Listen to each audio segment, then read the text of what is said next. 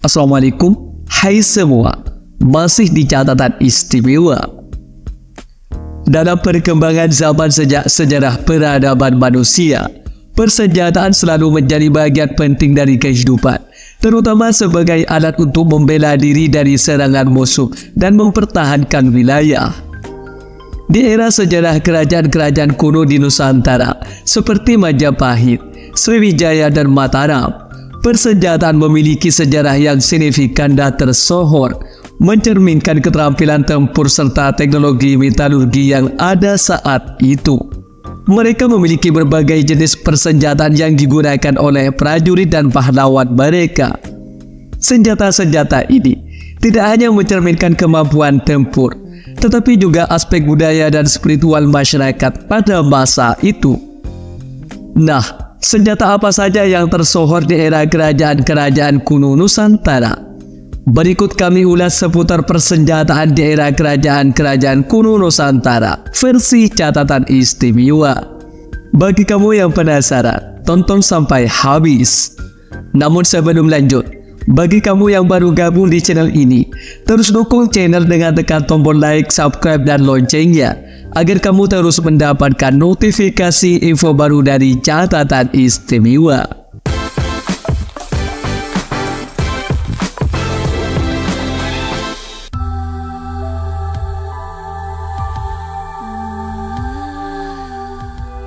Di masa kerajaan kuno di Nusantara, prajurit dan pahlawan menggunakan berbagai jenis persenjataan yang mencerminkan keterampilan tempur dan teknologi metalurgi yang ada saat itu. Beberapa persenjataan yang umum digunakan antara lain keris, tombak, pedang, busur, panah, perisai, kujang, senjata genggam seperti celurit, serta senjata runcing seperti taji dan pisau lempar. Keris adalah senjata tikam tradisional dengan bilah bergelombang atau lurus yang tidak hanya digunakan sebagai senjata, tetapi juga sebagai simbol status sosial dan spiritual. Sedangkan tombak, yang terdiri dari bilah pada ujung tiang panjang, digunakan untuk menyerang musuh dari jarak jauh atau dalam pertempuran jarak dekat. Begitupun pedang, dalam berbagai bentuk seperti golok dan parang, digunakan dalam pertempuran jarak dekat. Demikian pula busur dan panah, penting dalam taktik tempur kerajaan kuno, terutama untuk memberikan serangan awal sebelum kontak jarak dekat. Sementara perisai digunakan untuk melindungi prajurit dari serangan musuh, biasanya terbuat dari kayu yang diperkuat dengan rotan atau logam.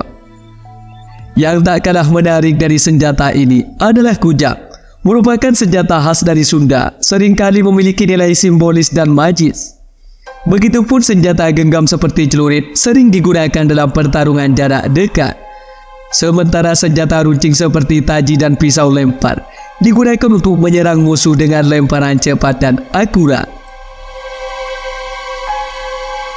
Kerajaan-kerajaan kuno di Nusantara seperti Majapahit, Sriwijaya, dan Mataram memiliki prajurit yang terlatih dalam menggunakan berbagai senjata ini, serta taktik tempur yang disesuaikan dengan kondisi geografis dan musuh yang dihadapi.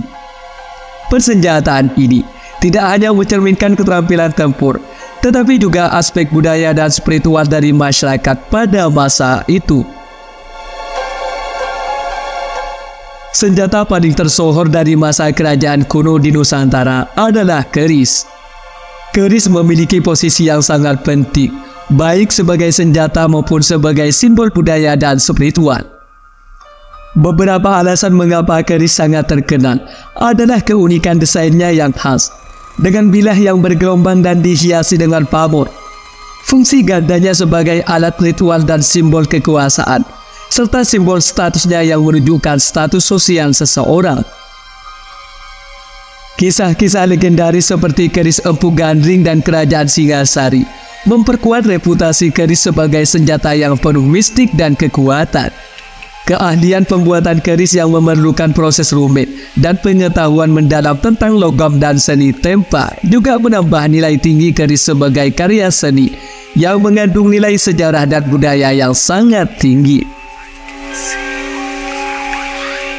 Dalam sejarah Nusantara, Beberapa keris terkenal memiliki cerita dan legenda yang melekat erat pada sejarah dan budaya masyarakat. Di antara banyak keris legendaris, berikut adalah beberapa yang paling terkenal.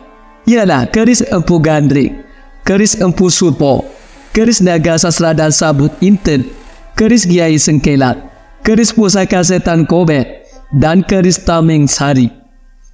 Keris-keris tersebut tidak hanya dihargai karena keindahan dan keterampilannya, tetapi juga karena legenda dan kisah heroik yang mengelilinginya, menjadikan mereka bagian penting dari warisan budaya dan sejarah Nusantara.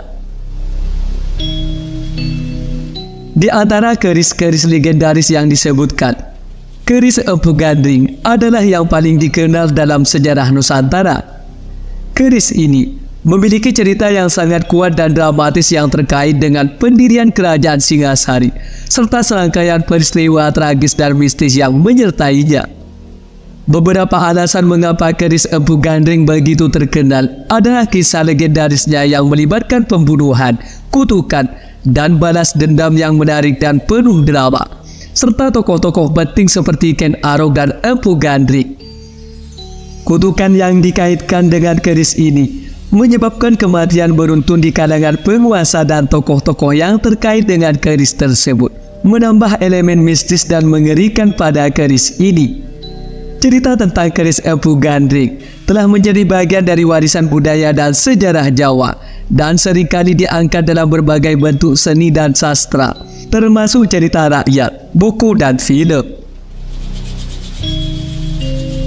Namun cerita tentang keris Empu Gandring dan Ken Arok adalah campuran antara sejarah dan mitos yang telah diwariskan melalui berbagai sumber, terutama dalam karya sastra kuno seperti Pararaton.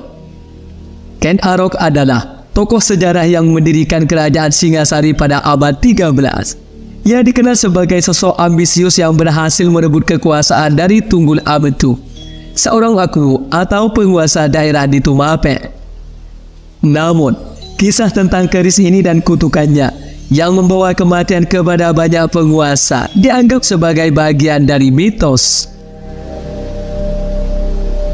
Adapun cerita tentang pembunuhan Tunggul Ametung oleh Ken Arok memang memiliki beberapa versi yang berbeda, tergantung pada sumbernya.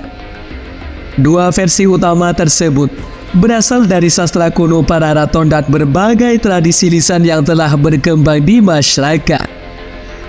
Menurut naskah Pararaton, Tunggul Ametung dibunuh oleh Ken Arok menggunakan keris buatan Empu Gandring.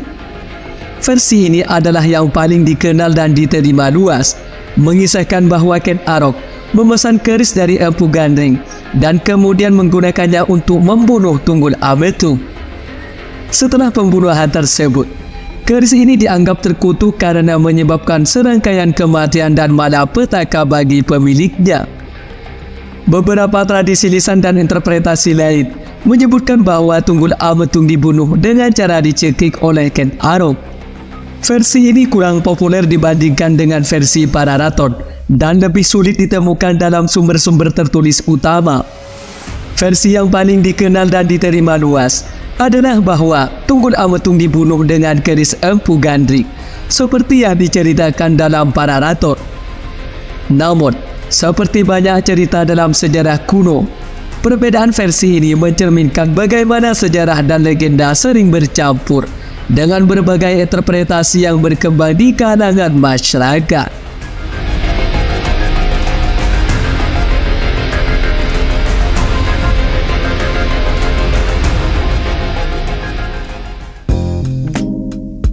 Demikian seputar persenjataan daerah kerajaan-kerajaan kuno Nusantara versi catatan istimewa. Bagi kamu yang punya tambahan atau koreksi seputar persenjataan daerah kerajaan-kerajaan kuno Nusantara, tulis di kolom komentar ya. Sampai sini dulu guys. Sampai bertemu kembali di catatan istimewa selanjutnya. Wassalam.